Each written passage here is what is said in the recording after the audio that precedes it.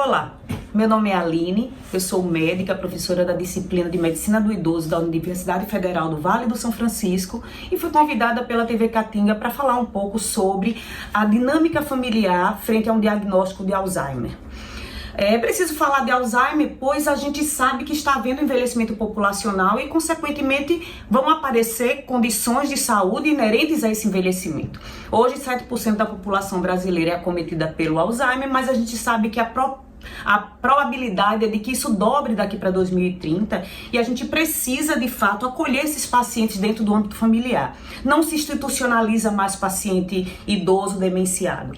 O paciente precisa ser cuidado em seu ambiente, inclusive para se promover um cuidado tal que possa tentar retardar a evolução dessa doença.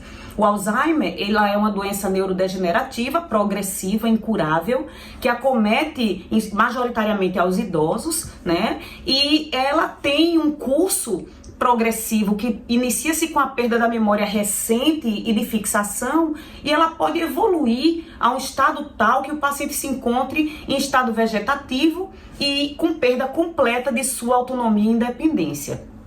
Com o passar do tempo, né, o acometimento do Alzheimer ele é ampliado e o idoso pode esquecer até como realizar tarefas simples. Ele esquece coisas que ele fez a vida inteira, né? Então, a fase inicial da doença para a família é mais difícil, para o paciente é mais difícil. Quando o paciente é esclarecido, ele também nega um pouco, né? Tem aquela fase de negação da doença.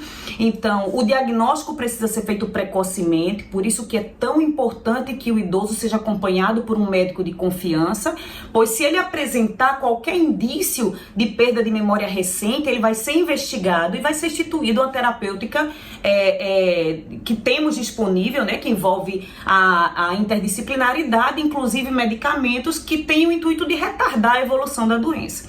Mas lembrando que a doença não tem cura e, independentemente do tratamento, a gente vai precisar pensar num rearranjo familiar. O que seria isso, né? A gente precisa pensar que a dinâmica familiar vai estar alterada e a família precisa, nesse momento, estar muito unida, né? Ela precisa estar em constante comunicação, definir bem as tarefas, dividir essas tarefas e ser muito atentos ao cuidador principal. O cuidador principal, que costuma ser informal, né? Claro que se pode ter um cuidador contratado, mas igualmente ele pode sofrer de estresse, de angústias que podem interferir no tratamento daquele idoso. Então, o cuidador, ele precisa ser muito cuidado. A doença, o Alzheimer, né? Ela não é uma doença do indivíduo, ela é uma doença da família. Ela mexe com a vida de todo mundo, mexe emocionalmente, mexe financeiramente, né? A gente perde um pouco a nossa liberdade, é normal isso, é trabalhoso cuidar de um paciente com a evolução da doença do Alzheimer. Então, que desenvolva nessa família desespero, depressão. O próprio paciente pode se sentir assim, né?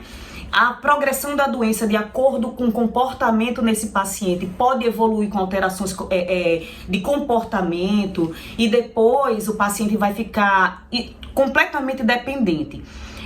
A gente vendo esses detalhes, a gente compreende como é importante estabelecer essas tarefas. Então, se reveza o cuidado, se pensa na liberdade da vida pessoal do cuidador também, de modo que ele não seja tão consumido por aquela relação, apesar de ter muito afeto envolvido, mas é importante a gente manter também a nossa saúde mental, né?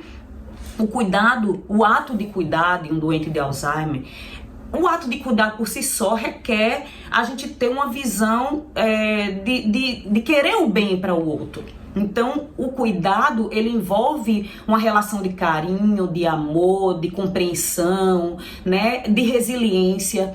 Então, é muito importante que o cuidador compreenda que o amor vai ser a chave de tudo, né? E vai ser justamente o amor que vai ser o termômetro de tudo. Quando ele perguntar para si, estou fazendo a coisa certa, ele vai olhar para aquele idoso e aquele idoso vai, com gesto, com semblante, com sorriso, com olhar, dizer a ele que ele está fazendo a coisa certa, que aquilo é amor, que ele ama aquela pessoa independente de saber quem é.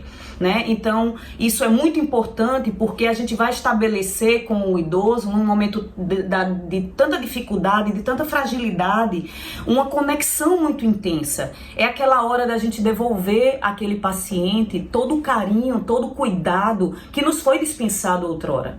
Então, é muito importante entender que a família precisa trabalhar com o envelhecimento populacional com uma relação de troca, com uma relação de cooperação, né? O paciente idoso, né, antes, em outras épocas, foi alguém que nos proveu, e ele precisa dessa devolutiva. E a gente tem uma obrigação moral, uma obrigação ética com esse paciente e, sobretudo, né, carinho que deve ser extremamente perceptível e difundido dentro dessa família.